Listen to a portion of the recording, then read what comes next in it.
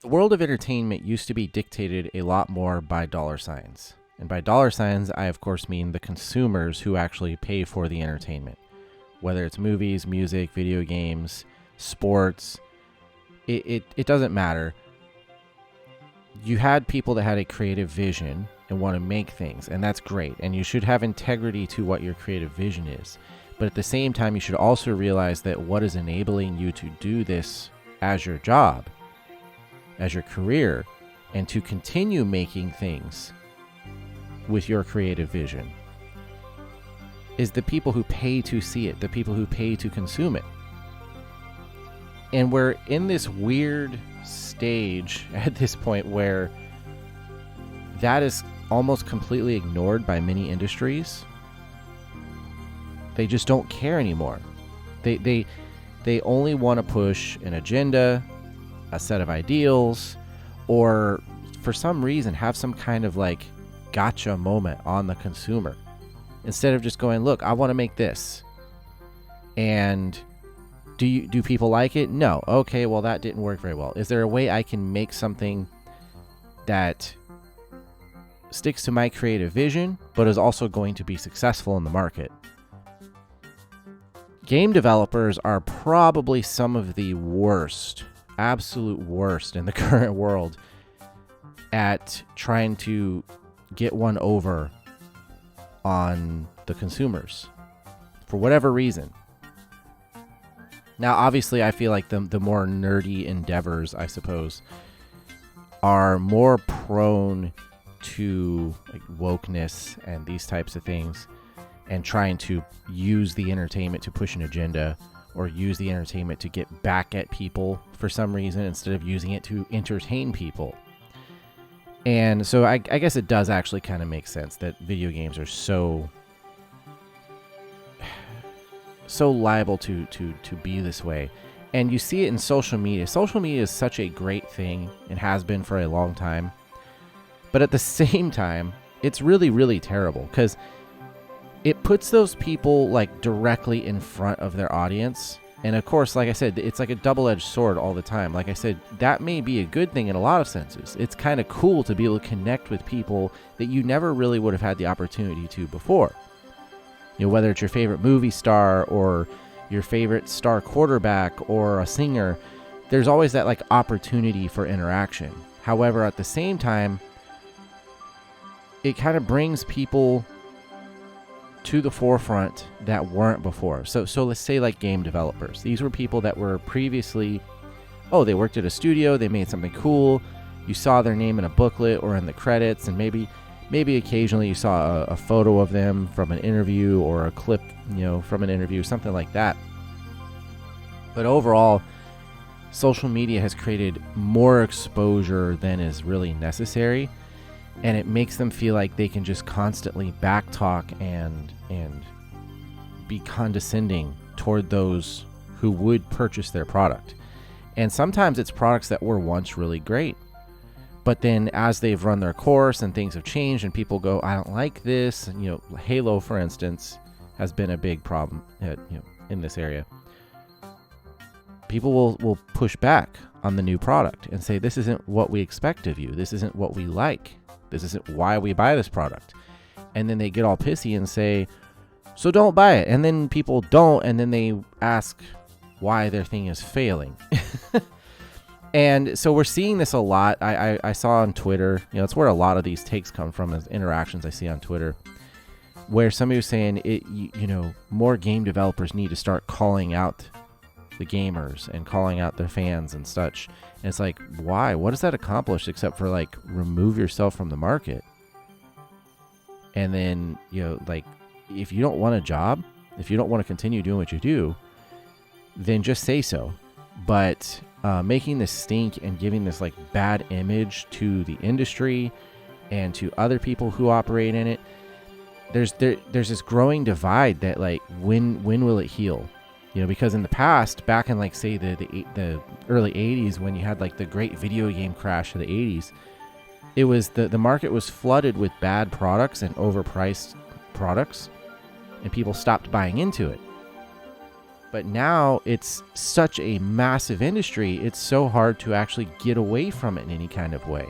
And a lot of people are unwilling to actually branch out into other forms of entertainment. So here you are stuck with what they're force feeding you, and then they're laughing in your face at it over it.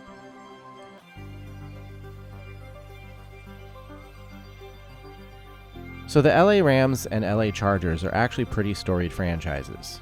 The LA Rams are actually one of the oldest, having been formed in 1936 back in Cleveland, and then moving to Los Angeles 10 years later in 1946, where they played until 1995, which is when they moved to St. Louis. After about 25 years in St. Louis, they moved back to LA, where they've been since 2016.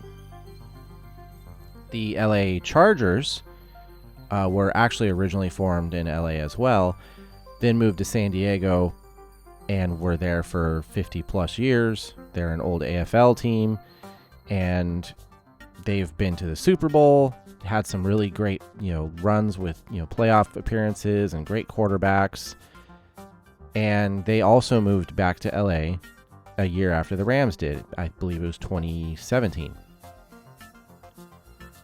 Both teams play in like a really high-end stadium, SoFi Stadium, and billions of dollars were spent on this whole production, putting them back into the U.S.'s second largest media market. That's a big deal for the NFL. They like having those big media markets, and LA not having teams, like home teams of their own, was something they were trying to get done for the longest time. I, as a Jaguars fan, had to hear for many years about the LA Jaguars potentially being a thing. But I know that was a hole they were always trying to refill, and they got their wish with both teams now. Interesting thing that I have noticed is there's a lot of criticism or jokes made of the home game attendance for like Rams fans, for instance.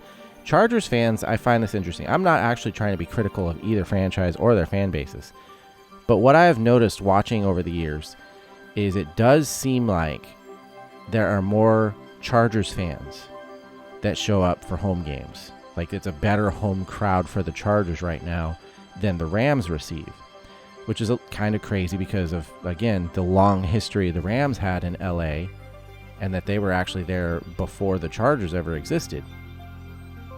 However, the Rams did completely leave state to Missouri for like a quarter century.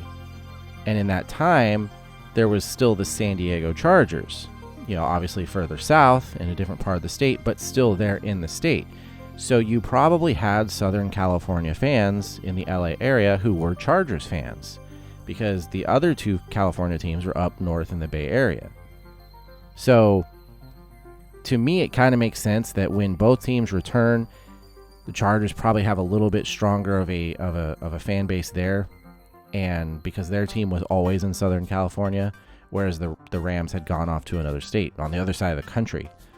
So I do think that the Rams will gain more of a loyal following there. I mean, they won the Super Bowl at home, and I'm sure that's great and all, but you have to have a longer established, tenure where people see you for years and years and years and see you go to the playoffs and win games and all this stuff and build memories, basically, and reasons to show up.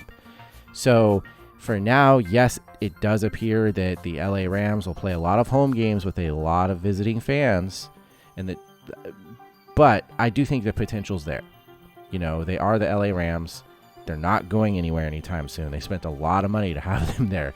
So I think that will come around, and then the LA Chargers are going to have a pretty strong fan base as well going forward as they continue to succeed and make the playoffs and have good runs as well.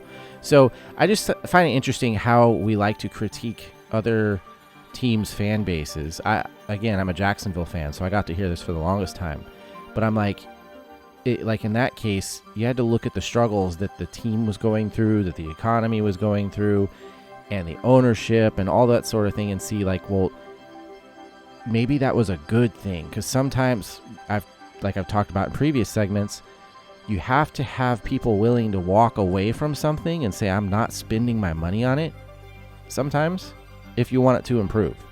So, for the Jaguars, that might have been the case for a while. Now we do pretty well on ticket sales and attendance and such, but that's because there's kind of a hope. The economic side's a little better than it was 10, 15 years ago. There's a lot of factors at play. But either way, like I said, I think there's a lot of potential for both of these LA teams and their fan bases. I do think right now the Chargers are a little bit stronger, but I think the Rams will get there too.